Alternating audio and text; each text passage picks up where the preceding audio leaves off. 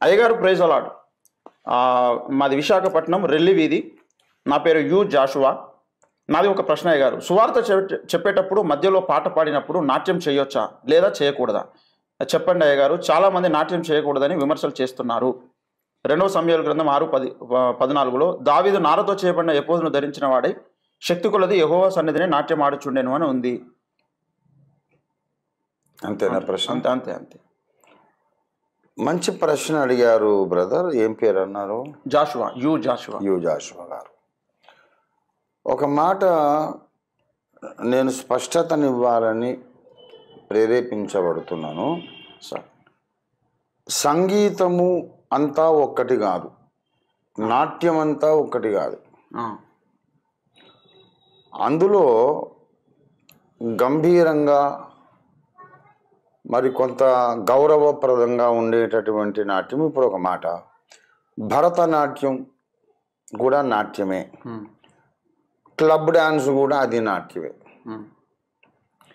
మరి club dance పోకడలు వేరు, భరతనాట్యంలో శాస్త్రీయమైనటువంటి ముద్రలు భంగిమలు, అందులో మెసేజ్ కన్వే చేసే విధానం వేరు. భరతనాట్యం చూస్తే మనసులో గౌరవం కలుగుతుంది. అదే క్లబ్ క్యాబరే డ్యాన్స్ చూస్తే మనసులో కామము ప్రకోపించి అపవిత్ర భావాలు కలుగుతాయి. కనుక నాట్యం అంతా ఒకటి కాదు. అలాగే సంగీతం ఉంది. భక్తిని ప్రేరేపించడానికి అనుకూలమైనటువంటి శాస్త్రీయ సంగీతం ఉంది.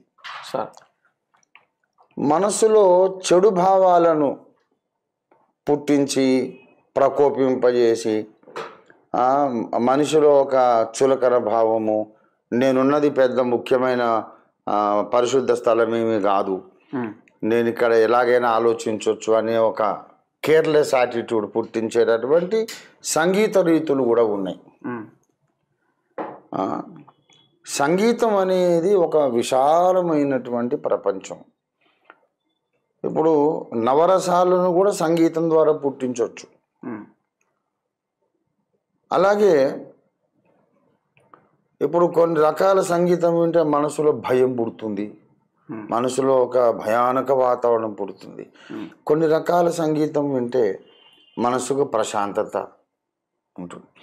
అందుచేత అతిగా విపరీత పోకడలు పోకుండా సువార్త చెప్పిన ఆరాధన మందిరంలోనైనా ఎక్కడైనా విపరీతమైన పోకడలు పోకుండా ఆ భంగిమలు ఆ కదలికలు అనేవి అపవిత్రమైన తలంపులను భావాలను పుట్టించేవి కాకుండా కేవలం లయబద్ధంగా అడుగులేయడం.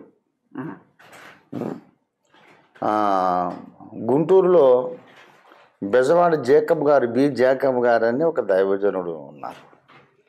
ఆయన ఆంధ్ర క్రైస్తవ మహాసభలని గుంటూరు గుంట గ్రౌండ్లో పెడుతుండేవారు. నేను అందరి దగ్గర ఏదో ఒకటి నేర్చుకున్నాను, నేను ఎప్పుడు చెప్తుంటాను కదా. ఏదైనా నేను నేర్చుకున్నటువంటి విషయం చెప్తే వాళ్ళ పేరు తప్పగా చెప్తాను. నాకు అలవాటు. ఒకసారి ఆయన గుంట గ్రౌండ్లో నన్ను కూడా స్పీకర్గా పిలిచారు. మరి ఆయన అన్నారు, చప్పట్లు కొట్టి అందరూ పాటలు పాడుతుంటే చేతులతో తాళం వేశారు, మరి కాళ్ళతో తాళం వేయరా అని అడిగాడు. కాళ్ళతో తాళం వేయడం అంటే నేలను కొట్టడం. కనుక తాళ ప్రకారం ఒకసారి ఈ పాదం ఒకసారి ఈ పాదం తాళం ప్రకారం నేలని కొడుతూ ఉంటే అది డాన్స్ లాగా అయిపోతుంది. అంతకన్నా మన శరీరాన్ని ఒక అపవిత్రమైనటువంటి భంగిమల్లో కదిలించి అవతల వాళ్ళలో కామం పుట్టేటట్టుగా చేయడం అనేది మంచిది కాదు, అది నిషిద్ధం. కాబట్టి కామం ప్రకోపింపజేసే క్లబ్ క్యాబరే డ్యాన్సులకు, అపవిత్రమైన నాట్యాలకు ఎలాంటి సంగీత రీతులు పద్ధతులు వాడతారు అవి మనము మందిరంలో కానీ క్రైస్తవ భక్త సమాజ కూడికల్లో వాడడం తప్పదు. కాబట్టి డ్యాన్స్ వేయొచ్చానంటే సువార్త ప్రకటిస్తూ మధ్యలో పాట ఎత్తుకున్నాడు, పరవశించి 4 అడుగులు నేలను తాళం వేసినట్టు వేశాడు, అందులో ఏం తప్పులేదు, కానీ డాన్స్ వేయొచ్చు అన్నారు కనుక మరీ మనం క్లబ్ డాన్స్ లాగా వేసి ఆ క్లబ్ డాన్స్ పాటల్లాంటి పాటలు పాడి అలా చేయడం వల్ల సమాజంలో వాళ్ళ మనస్సులో భక్తి భావం నశించి ఇంకో భావం వస్తుంది. కాబట్టి సంగీతము నృత్యం అనేది పవిత్రతను పెంచే ఆ పరిధుల్లోనే మనం వాడుకోవాలి. ఎలాంటి పోకడలైతే మనం వాడినప్పుడు, ఎలాంటి విధానం వాడినప్పుడు అపవిత్రత అనేది పుడుతుందో అక్కడ మనం గీటు గీయాలి. ఇది తెలిసిన నాయకుడు ఉండాలి. ఇది తెలిసిన నాయకుడు రంజీ తోఫీర్. మరి ఇప్పుడు మళ్ళీ నేనంటే ఇష్టం లేదు. ఇప్పుడు నన్ను గైడ్ చేయనిస్తే నేను సరిగ్గా గైడ్ చేస్తాను. మరి నేనంటే ముందే ద్వేషం కదా, నిష్కారణంగా. కాబట్టి మనం ఎవరికి ఏం నేర్పలేం. ఇప్పుడు పాతకాలము క్లబ్ డ్యాన్సుల్లో ఎల్లారీశ్వరి గారు వాళ్ళు పాడినటువంటి ఆ పాటలు, అటువంటి పోకడలతో ఇప్పుడు భక్తి పాటలు పాడుతున్నారు. మనం అది అట్లా వద్దంటే మళ్ళీ విరుచుకు పడుతున్నారు మన మీద. మరి అలాంటి పోకడలతో పురుషోత్తం చౌదరి గారు కానీ, మాసిలామణి గారు కానీ, బేతాళు జాన్ గారు కానీ ఎవరు అట్లాంటి పోకడలతో పాడలేదు. అంటే నేర్చుకోవాలా.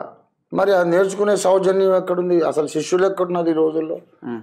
సమస్త జనులను శిష్యులుగా చేయమని యేసయ్య అన్నాడు. శిష్యులు కాలేదు వీళ్ళు, బాప్తిసం పొందగానే అందరు గురువులు అయిపోతున్నారు. అందుకే చదువు రానోడు గురువు అయ్యాడని నేను చెప్తుంటాను.